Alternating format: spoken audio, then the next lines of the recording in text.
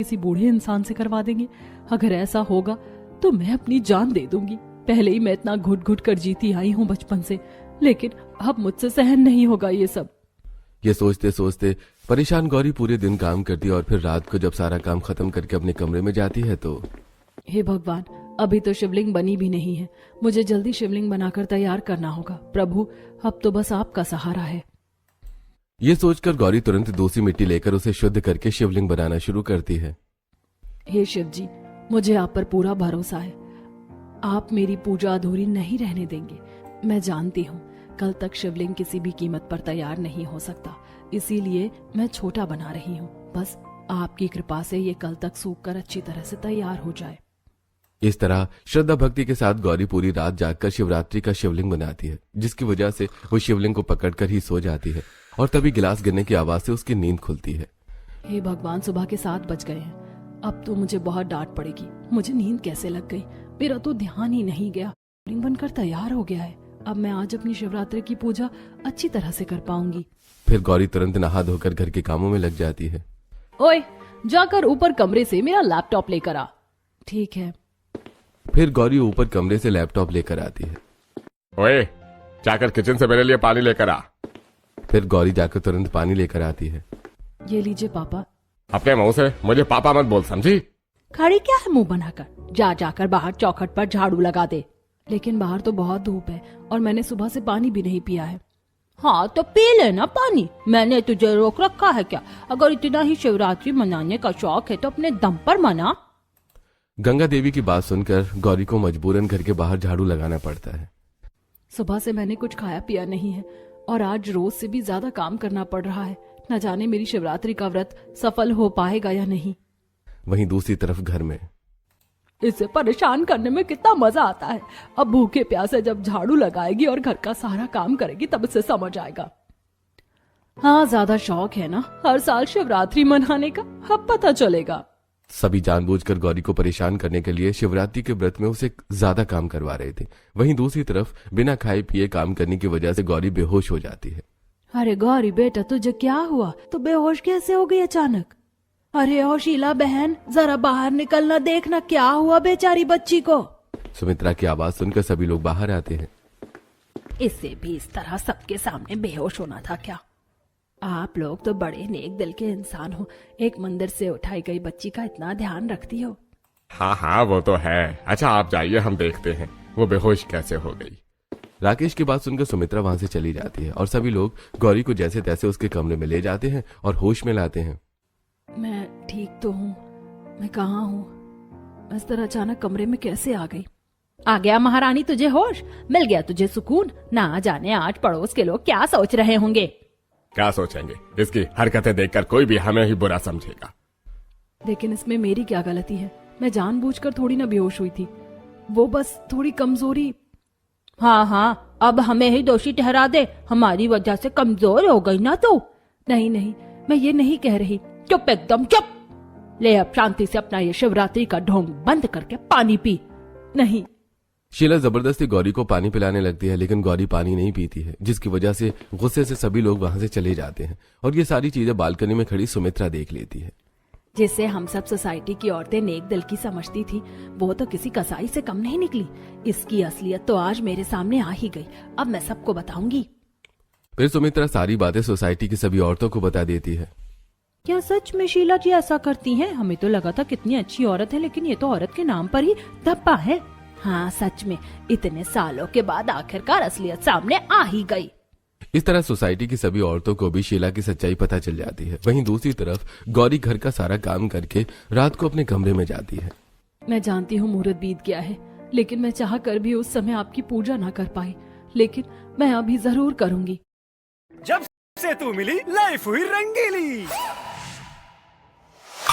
जैसे हाजमोला में चुलबुली इमली, यार के चटपटे बोल, हाजमोला इमली खोल। फिर गौरी तुरंत अपने बनाए हुए शिवलिंग पर फूल चढ़ाकर पूजा शुरू कर देती है। मुझे माफ कीजिएगा भोलेनाथ, आपको चढ़ाने और आपकी विधि विधान पूर्वक पूजा मैं नहीं कर पा रही, लेकिन मैं जानती हूँ आप मेरी पूजा जरूर स्वीकार कीजिएगा, क्योंकि इस दुनिया में एक आप ही तो मेरे हैं। हे भोलेनाथ, मेरी पूजा स्वीकार कीजिए और कुछ ऐसा कीजिए जिससे मेरी जिंदगी सुधर जाए और अगली शिवरात्रि पर मैं धूमधाम के साथ शिवरात्रि मना सकूं। गौरी शिवरात्रि की पूजा करते करते भावुक होकर शिवलिंग को पकड़कर रोने लगती है और इसी तरह गौरी अपनी शिवरात्रि की पूजा पूरी करती है। और फिर अगले दिन, हे भगवान, सभी आपको ना जाने क्या क्या चढ़ाते हैं, लेकिन मैं आपको इस मिश्री के सिवा और कुछ भी नहीं चढ़ा सकती। इतना कहकर गौरी शिवलिंग पर भोलेनाथ को मिश्री चढ़ाती है और अपने शिवरात्रि के व्रत का पारण करती है। वहीं दूसरी तरफ, अरे तू कब से किसका इंतजार कर रहा है और वहां कहां देख रहा है? वो ब्लड डोनेट वाली लड़की थी ना, 1 महीना हो गया, वो अभी तक नहीं आई। अच्छा, वो गौरी? क्या करे, वो तो मेरी पड़ोसन है बेचारी। अपनी असली माँ बाप से तो बचपन में ही दूर हो गई थी और जिन लोगों ने अपने मतलब से उसे अपने घर लेकर आए थे, वो भी अब मतलब पूरा होने के बाद उसे घर से निकालने की बात कर रहे हैं। क्या मतलब उसकी छोटी बहन ठीक हो गई और अब वो कभी इस अस्पताल में नहीं आएगी? हाँ, लेकिन तू क्यों इतना परेशान और हैरान हो रहा है? तुझे क्या लेना है उससे? कहीं तुझे उससे?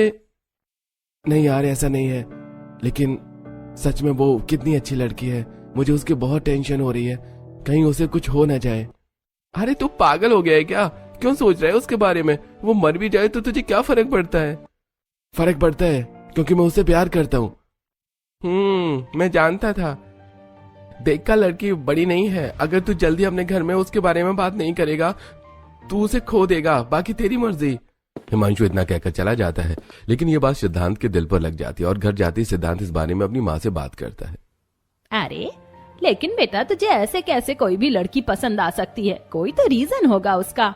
माँ, वो बहुत अच्छी है, उसकी जैसी लड़की इस पूरी दुनिया में नहीं होगी। दरअसल डॉक्टर, बचपन से ही मैं अपनी छोटी बहन को खून देते हुए आ रही हूँ। अगर किसी भी महीने में उसे खून देने में देर हुई तो उसकी जान जा सकती है। क्या आप खून देने वाले हैं? लेकिन आप तो देखकर ही कमजोर लग रही हैं, इस तरह मैं आपका खून नहीं ले सकता। हाँ मुझे पता है, लेकिन अगर मेरी वजह से किसी की जान बच सकती है तो इसमें बुराई ही क्या है?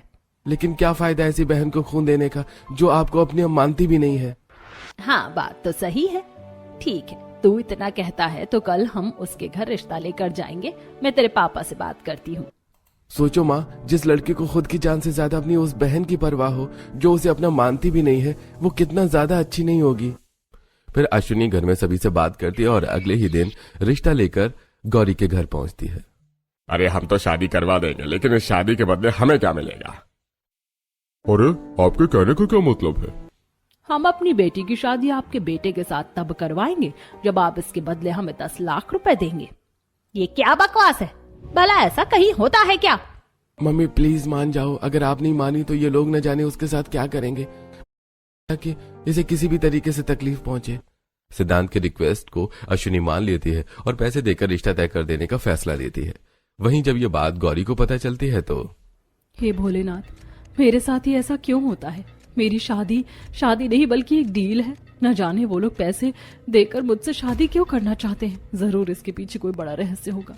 जब यहाँ कोई मेरा अपना नहीं तो वहाँ कैसे? और यहाँ तो मैं खुद का शिवरात्रि मना भी लेती हूँ, अपने ससुराल में कैसे मनाऊंगी? इससे अच्छा तो मैं मर ही जाऊं। ये सोच गौरी जैसे ही छुरी से अपना हाथ काटने जाती है तभी वहाँ शीला आती है। तुझे अगर मरना है तो अपने ससुराल जाकर मरना। अभी चुपचाप शादी कर ले, क्योंकि तुझे मरने तो हम वैसे भी नहीं देंगे।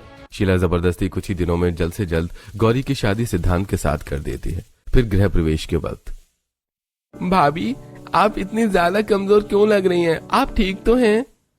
हाँ बहू, तू बहुत ज्यादा कमजोर लग रही है। तू जल्दी से अपने दाहिने पैर से इस कलश को गिराकर गृह प्रवेश कर, फिर अपने कमरे में जाकर आराम कर लेना। आज मैं अपने मायके से ससुराल में गृह प्रवेश करूंगी। जिन लोगों ने मुझे पैसे देकर खरीदा है वो लोग कभी मेरे साथ अच्छा स्वभाव नहीं कर सकते। न जाने मेरा यहाँ क्या होगा।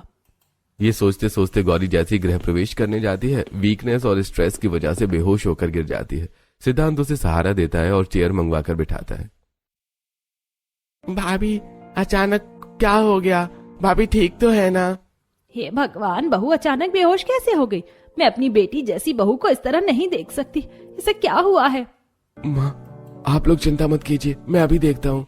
सिद्धांत तुरंत गौरी का चेकअप करता है और उसे होश में लाता है और फिर सहारा देकर गृह प्रवेश करवाकर उसे सोफे पर बिठाता है। बहू ठीक तो है, तुझे अचानक क्या हो गया था? तू बेहोश क्यों हो गई? हाँ बहू, आखिरकार तू इतनी कमजोर क्यों है? क्या फर्क पड़ता है, मैं बेहोश हो जाऊं तो भी। क्या हुआ भाभी, आप कुछ बोल क्यों नहीं रही हैं? लगता है बहू थक गई है। सिद्धांत, इसे कमरे में ले जाओ और आराम करो, हम कल सुबह बात करेंगे। अश्विनी की बात सुनकर